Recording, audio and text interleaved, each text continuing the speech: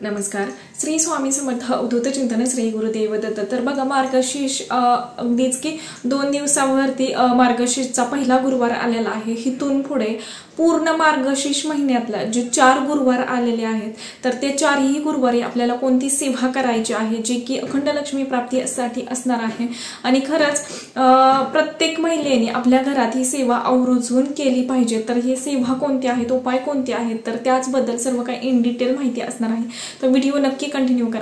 अगदीच की ही सेवा आपल्याला मार्गशीर्षचे 4ही गुरुवारी करायची आहे. जर शक्य असेल तर रोज करण्याचा प्रयत्न करा मार्गशीर्ष महिना पूर्ण. पण काही कारणांमुळे शक्यच होत नसेल तर तुम्ही मार्गशीर्ष महिन्याच्या म्हणजेच अगदी जे 4 गुरुवार आहेत तर त्या दिवशी आपल्याला सेवा करायची आहे, उपाय करायचे आहे. तर बघा सकाळी मार्गशीर्ष गुरुवारच्या सकाळी लवकर उठायचं आहे. शुचिर्भूत झाल्यानंतर ना बघा या दिवशी आपल्याला आपलं सकाळी उठल्या अगदीच की 1 ग्लासभर किंवा अगदीच की थोडंसं पाणी आपल्या जो मुख्य दरवाजाचा जे उंबरा आहे तर त्यावरती आपल्याला थोडं पाणी शिंपडायचं आहे. याने काय होतं की बघा जी काही आपल्या घरात म्हणजे येणारी जी नेगेटिव्हिटी आहे तर ती आपण पूर्णपणे बघा जेव्हा पाणी टाकतो आणि ते पुसून काढतो आपल्या उंबरात तर नेगेटिव्हिटी आपल्या घरात प्रवेश करत नाही. त्याचबरोबर बघा असं सुद्धा म्हटलं गेलेलं आहे की सकाळ सकाळ आपले पितर आपल्या उंबऱ्या शेजारी दरवाजा शेजारी मुख्य दरवाजाच्या बसलेले असतात तर त्यांच्या तृप्तीसाठी सुद्धा आपण हा उपाय नक्कीच करू शकतो. त्याचबरोबर बघा थोडंसं पाणी शिंपडायचं उंबऱ्यावरती, पुसून घ्यायचं स्वच्छ कापडाने. त्यानंतर ना आपल्याला बघा देवपूजा झाल्यानंतर ना आपल्याला आपल्या उंबऱ्याला सुद्धा हळदीचं लेपन करायचं आहे. बऱ्याच वेळा मी सांगितलं आहे पण खास करून तर गुरुवारी बघा की आपल्याला काय करायचं आहे, हळद थोडी घ्यायची आहे, त्यामध्ये अगदीच गुलाबजल किंवा गंगाजल गोमूत्र जे काही असेल तुमच्याकडे तर ते थोडं सर्व काही टाकायचं आहे. त्याचबरोबर जर चंदन पावडर असेल तर अगदी थोडीशी त्यामध्ये चंदन पावडर सुद्धा टाकायला विसरू नका. आणि 1 ते 2 भीमसेनी कापराच्या वड्या त्यामध्ये चुरून टाका. ते सर्व काही मिक्स करून आपल्याला त्याचं हळदीचं लेपन करायचं आहे. बघा हळदीमध्ये अगदीच की नेगेटिव्हिटी शोषून घेण्याची ताकद असते. किंवा जो भीमसेनी कापूर अगदी साधा असेल तर साधा सुद्धा तुम्ही वापरू शकता पण भीमसेनी कापूर अतिशय प्रभावी मानला गेलेला आहे. त्यामुळे तो जर तुम्ही टाकला तर नक्कीच की आपल्या घरात बघा जी काही नेगेटिव्हिटी आहे तर ती बाहेर जाते. किंवा हळद सुद्धा नेगेटिव्हिटी शोषून घेते म्हणजेच बाहेरून जी काही नेगेटिव्हिटी येत असेल तर ती आपल्या घरात प्रवेश करत नाही असं सुद्धा म्हटलं गेलेलं आहे. त्यामुळे तुम्ही या दिवशी म्हणजेच मार्गशीर्ष महिन्यातल्या प्रत्येक गुरुवारी तुम्ही नक्कीच आपल्या उंबऱ्याला सुद्धा हळदीचं लेपन करायचं. बरेच जण करतात पण बऱ्याच जणांना माहितीही नसेल.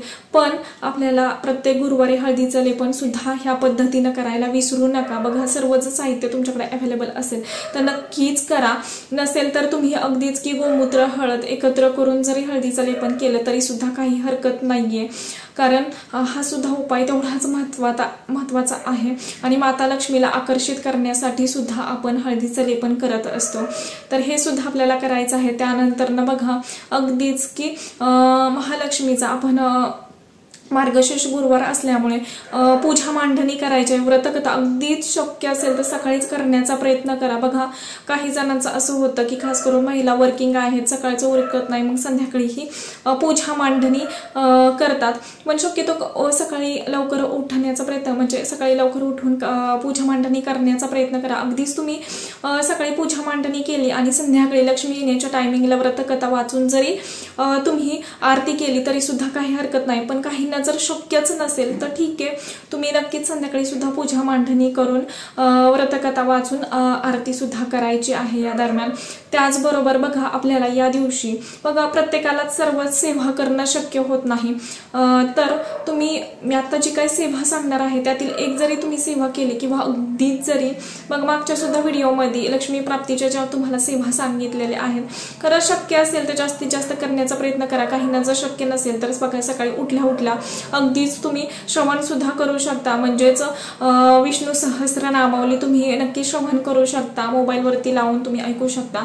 त्याचबरोबर येतं की श्री सूक्त बघा श्री सूक्त ते एवढं प्रभावशाली आहे. त्यानंतर महालक्ष्मी अष्टकम सुद्धा. तर अगदीच ज्या तुम्हाला सेवा बघा पठण करता येतील तर त्या पठण करण्याचा प्रयत्न करा. पण काही सेवा जर राहत असतील, वर्किंग आहे किंवा अगदीच टाइमच भेटत नसेल तर तुम्हाला अगदीच की बघा दत्त जयंती निमित्त आपलं ते सुद्धा सेवा सर्व काही चालू आहेत. ह्या सेवा त्या सेवा प्लस आणि घरातलं सर्व काही काम प्लस काही महिला वर्किंग असतील तर ते सर्व काही जर जमतच नसेल तर तुम्ही नक्की श्रवण सुद्धा करू शकता. घरात बघा ह्यामुळे एक पॉझिटिव्हिटी येते, माता लक्ष्मी आपल्या घरात आकर्षित होते आणि ह्या सर्वांमुळे आपलं घर सुद्धा म्हणजे घरातील व्यक्ती सुद्धा शांत राहायला लागतात. म्हणजे एक आध्यात्मिक वातावरण घरात राहतं आणि मन सुद्धा प्रसन्न राहतं ह्या गोष्टींमुळे. त्यामुळे आवर्जून ह्या गोष्टी छोट्या छोट्या असतील पण त्या करत जा. आणि बघा जिथं भगवान विष्णूंची सेवा केली जाते तिथं माता लक्ष्मीला कधीही बोलवावं लागत नाही. त्यामुळे नक्कीच की तुम्ही भगवान विष्णूंचे सेवा पठण करा. अगदीच नाही जमलं तर तुम्ही श्रवण सुद्धा करू शकता. मोबाईलवरती व्यंकटेश स्तोत्र असू द्यात किंवा अगदीच की विष्णू सहस्त्रनामावली असू द्यात, विष्णू सहस्त्रनाम असू द्यात, तुम्ही नक्कीच मोबाईलवरती लावून सकाळ सकाळी श्रवण करू शकता किंवा अगदीच संध्याकाळी सुद्धा लक्ष्मी येण्याच्या टायमिंगला तुम्ही नक्कीच लावून ठेवू शकता.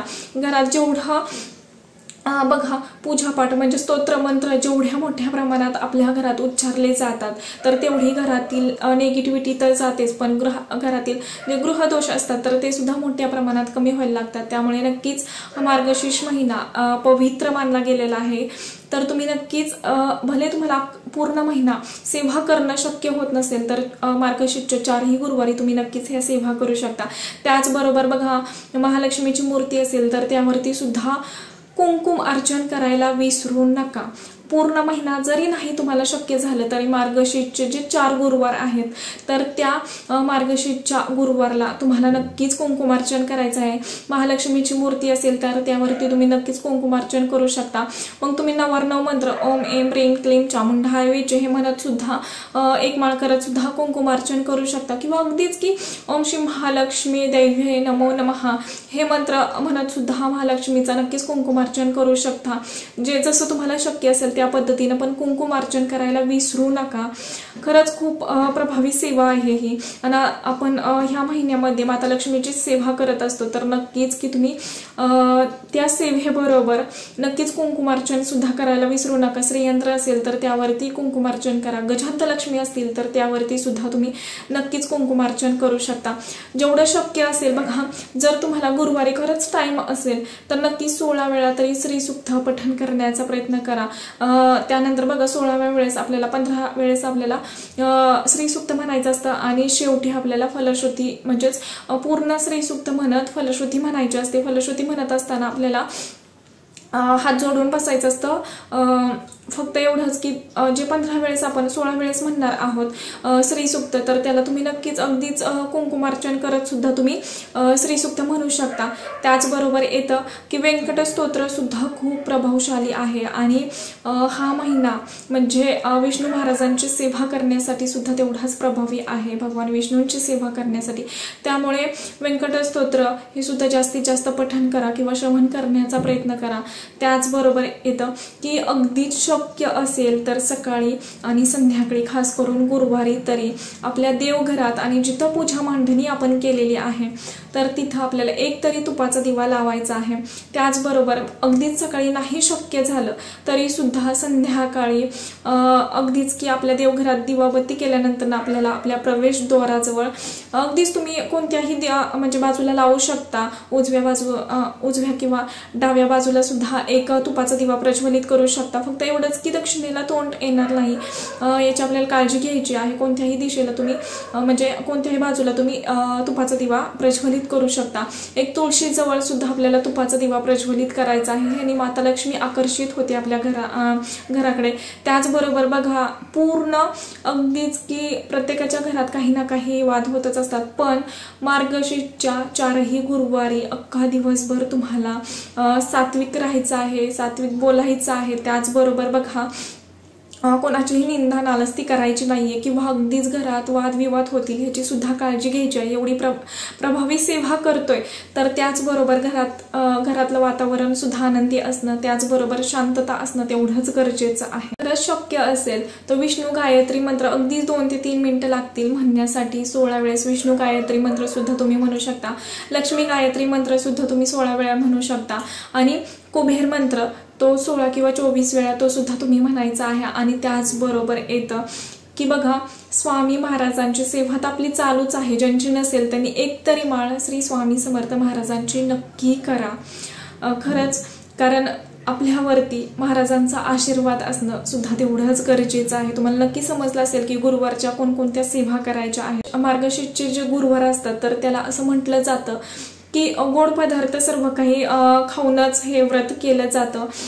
बघा, ह्या म्हणजेच मार्गशीर्षच्या गुरुवारी फळावरती किंवा अगदीच फळावरती आणि जे काही स्वीट पदार्थ असतात तर त्यावरतीच उपवास व्रत केलं जातं असं म्हटलं जातं. अगदीच काहींना शक्य, बघा खूप महिला तर असे असतात की त्यांना अगदीच की उपवास करतात पण तेवढा वेळ थांबणं शक्य होत नाही, व्रत करणं शक्य होत नाही. मग म्हणून अगदीच की तुम्ही, काही महिला तर खिचडी सुद्धा खाऊन हे व्रत करतात किंवा भगर खाऊन सुद्धा हे व्रत करतात. ज्याची त्याची इच्छा असते. पण हे व्रत असं म्हटलं जातं की फ्रूटवरतीच धरायचं असतं, फळे खाऊनच धरायचं असतं, गोड पदार्थ खाऊनच हा व्रत केलं जातं. तुमची जशी इच्छा असेल त्या पद्धतीनं तुम्ही व्रत करू शकता. पण अगदीच बघा, जे महिला अगदीच की व्रत करणं शक्य होत नाही किंवा अगदीच की बघा आजारी महिला कोणी असेल तर तुम्ही व्रत नाही केलं तरी सुद्धा चालेल. आधी आपली प्रकृती महत्वाची आहे. जर तुम्हाला शक्य नसेल तर अगदीच पूजा मांडणी तुम्ही करू शकता, सेवा करू शकता. फक्त आपल्याकडून किती मनापासून सेवा होते ते महत्वाचं असतं. जर खरंच शक्य आपल्या स्वतःला आपला आत्मा जाळून जर कोणतंही व्रत वैकल्य करत असेल तर त्याला काही उपयोग नसतो.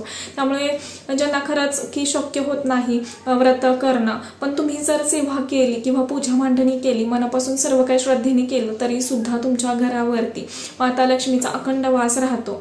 आपण किती मनापासून भक्ती करतोय तर हेच देवी देवता बघत असतात. त्यामुळे तुम्हाला नक्कीच समजलं असेल, स्वतःचा आत्मा जाळून काही करण्याची गरज नाही. जेवढं होतंय तेवढं करण्याचा प्रयत्न करा. तर तुम्हाला नक्कीच समजलं असेल की प्रत्येक गुरुवारी काय काय करावं. आतापुरतं एवढंच झालेली सेवा मी महाराजांच्या निरजू करते. व्हिडिओ आवडला असेल तर नक्कीच लाईक करा, शेअर करा आणि चॅनेलवरती नवीन असेल तर असंच नवनवीन व्हिडिओ पाहण्यासाठी चॅनेलला सबस्क्राईब करा. धन्यवाद. श्री स्वामी समर्थ.